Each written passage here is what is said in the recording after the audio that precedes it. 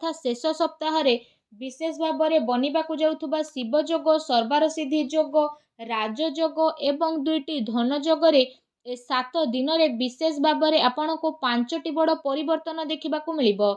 ए 7 दिन रे बहुत बड़ परिवर्तन, बहुत बड़ बड़ खुशी खबर, बड़ बड़ लाभ, धन लाभ, बड़ बड़ सफलतार प्राप्त हेबो, जहा द्वारा आपणकर संपूर्ण जीवन बदली जिवो। आजिर भिडियो रे आमे आपण मानकु कहिबाकु जाउछु 22 रु 30 तारिख पर्यंत समय संपूर्ण सठिक राशिफल विषय कहिबाकु जाउले कि आगको आसुथुबा समय रे भगवान शिव आपणक उपरे निजर अत्यधिक कृपा वर्षा करबा पई जाउछंती।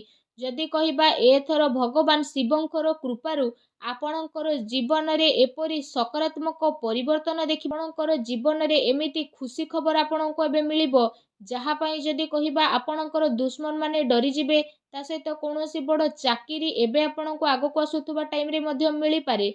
पितांकर आशीर्वाद आपणको मध्य मिलिबो। अटकी थिबा धन मध्य आपणको पुणी थरे मिलिबो। व्यापार रे आसुथुबा रुकावट एबे भगवान भोलानाथଙ୍କ आशीर्वाद आपणकर खत्म हेबो। आपणकर जीवन रे गोटे नुआ खुशी खबर एबे अनुभव मध्य आपण करिवे। ता सहित आपणको आगको आसुथुबा टाइम रे भगवान भोलानाथଙ୍କ आशीर्वाद आय एवं चाकिरी रे पदोन्नति मध्य मिलिबो। व्यापार रे आपणको एबे अचानक ही लाभ मध्य मिली जिवो एवं आर्थिक स्थिति मध्य आपणकर काफी मजबूत रहिबो। आपणकर सबु अधूरा आर्थिक कार्य एबे भगवान भोलानाथଙ୍କ आशीर्वाद पूरा हेबो। आउ परिवार रे शांति आउ आनंदर माहौल मध्य रहिबो। आपणको आगको आसुथुबा टाइम रे भगवान भोलानाथଙ୍କ आशीर्वाद कौनसी बड़ खुशी खबर मध्य मिली पारे। भगवान शिवंक कृपारु आपणकर सबु कार्य एबे सफल हेबो। व्यवसाय रे आपणको अचानक लाभ मध्य मिलिबो एवं आकस्मिक धन लाभर मध्य आपणक पई अनेक ही जोग बनुछि। ता सहित चाकिरी रे पदोन्नतिर आपणक पई आगको आसुथुबा टाइम रे अनेक ही जोग बनुछि। एहा सहित जदि कहिबा आपण समस्तଙ୍କ पई भगवान भोलानाथଙ୍କ आशीर्वाद आगको आसुथुबा टाइम रे दाम्पत्य जीवन, निज जीवन, सार्वजनिक जीवन तथा व्यापार रे सुधार देखिबाकु मिलिबो। आकस्मिक धन लाभ मिलिबो एवं गृहस्थ जीवन रे सुख शांति मध्य रहिबो।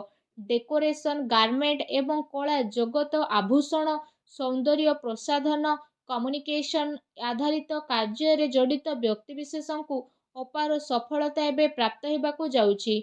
भगवान शिवंक कृपारु आपणଙ୍କୁ बहुत बड़ आर्थिक लाभ एबे मध्य प्राप्त हेबो। ता सहित जदि कहिबा आपण समस्तଙ୍କ उपरे भगवान शिव एबे अत्यंत महत्वपूर्ण रहिबे। ए समय रे आपणकर जीवन रे जहा भी समस्या थिला से सबु समस्या रे एबे समाधान होई जिवो। आपण आपणकर परिवार सहित सुखी जीवन मध्य बिताइबे एवं आपणकर आर्थिक स्थिति मध्य काफी भल रहिबा पई जाउछि। बिजनेस करुथबा लोकंकु निजर बिजनेस रे एबे विशेष भाव में लाभ मध्य मिलिबो।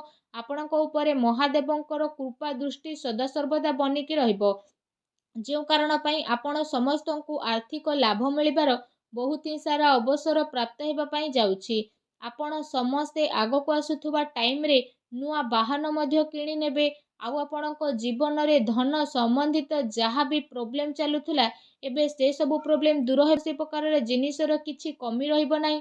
आपण मानको एठी कहि रखिबु कि आपणक ग्रह रे एबे किछि एमिति परिवर्तन हेबाकु जाउछि जो कारण पई आपणकर जीवन रे सबु दुख एबे समाप्त हेबो एवं आपणकर सबु कार्य बहुत ही आसानी रे पूर्ण। आपणकर जीवन रे जेते भी दुख कष्ट आपणको मिलिथिला एबे से सबु भगवान भोलानाथଙ୍କ आशीर्वाद समाप्त हेबा पई जाउछि।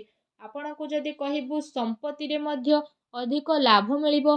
ता सहित आपण समस्तंकु निजर समस्त आशीर्वाद आपणक पई आगको आसुथबा टाइम अत्यंत शुभ रहिबा पई जाउछि एवं भगवान भोलानाथଙ୍କ आशीर्वाद आपण समस्तंकु बहुत ही अधिक धन लाभ मध्य मिलिबाकु जाउछि। भगवान भोलानाथ स्वयं आपणकर झोली खुशी रे भरी देबे।